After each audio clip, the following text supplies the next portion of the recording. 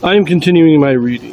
What I'm doing in this series is to read through the entire standard works of the Church of Jesus Christ of Latter-day Saints. This consists of the Bible, the Book of Mormon, the Doctrine and Covenants, and the Pearl of Great Price.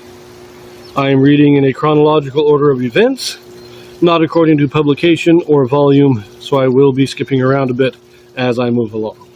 So we continue with the Book of Alma. We're reading the preaching of Alma and Amulek in the city of Manasseh.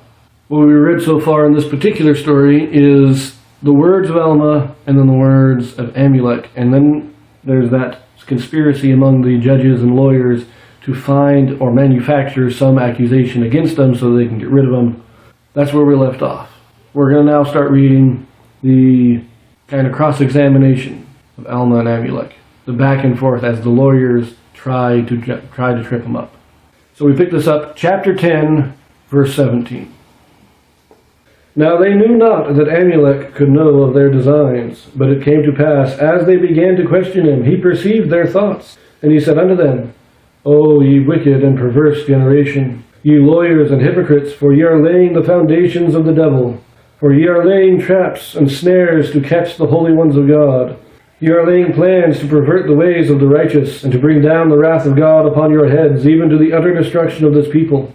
Yea, well did Mosiah say, who was our last king, when he was about to deliver up the kingdom, having no one to confer it upon, causing that this people should be governed by their own voices.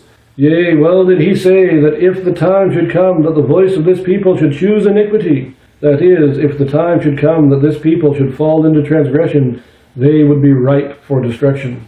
And now I say unto you, that well doth the Lord judge of your iniquities. Well doth he cry unto this people by the voice of his angels, Repent ye, repent, for the kingdom of heaven is at hand. Yea, well doth he cry by the voice of his angels, that I will come down among my people with equity and justice in my hands. Yea, and I say unto you, that if it were not for the prayers of the righteous who are now in the land, that ye would even now be visited with utter destruction. Yet it would not be by flood, as were the people in the days of Noah, but it would be by famine, and by pestilence, and by the sword. But it is by the prayers of the righteous that ye are spared. Now therefore, if ye will cast out the righteous from among you, then will not the Lord stay his hand, but in his fierce anger he will come out against you. Then ye shall be smitten by famine, and by pestilence, and by the sword, and the time is soon at hand, except ye repent.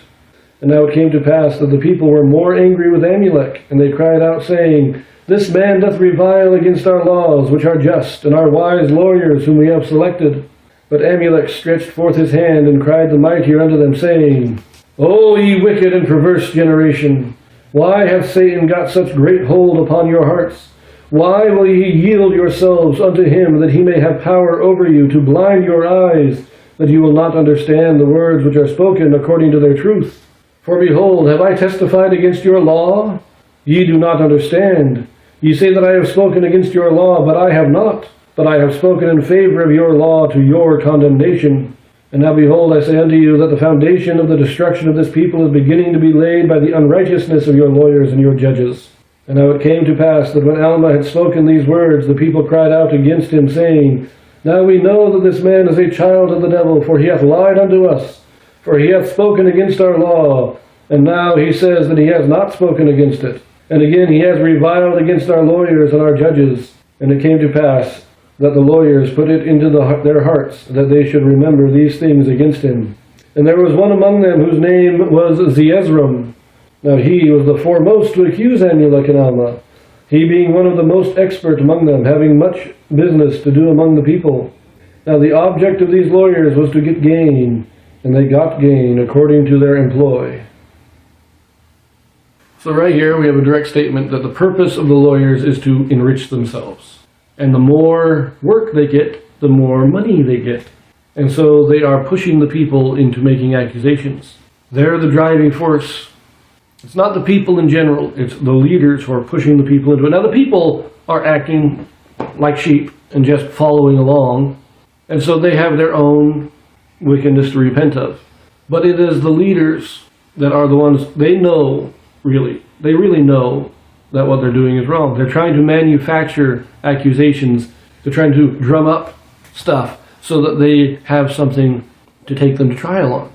That way they can make more money because they're the lawyers, so they get to go to trial, get to make some more money, and they get rid of the men who challenge and threaten their power.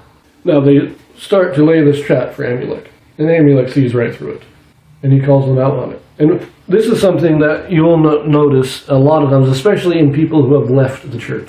But it is fairly common with everybody outside the church who is attacking the church, or even among other Christians who are trying to live according to God, even though they don't have the full gospel. They're doing their best. And when they speak out in favor of God and His law, other people make accusations. And they say, "No, that's not what I said." And then, "Oh no, you're lying now because that is what you said." This especially happens in the modern day with the homosexual movement. A Christian will say homosexuality is against the law of God. The almost immediate response is, "You hate homosexuals." And no matter what you say, "No, I don't. That's not what I said."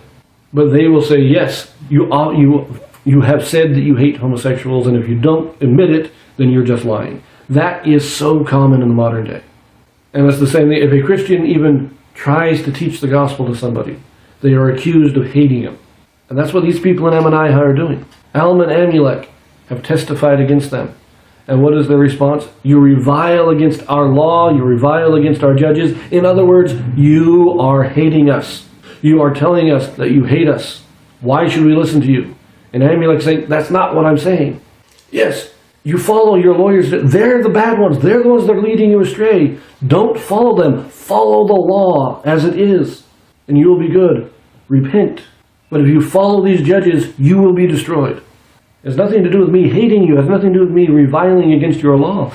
But they won't listen to him because those judges are egging him on. That finishes out this chapter. We will leave it here, and we pick it up in chapter 11 next. So I will see you there.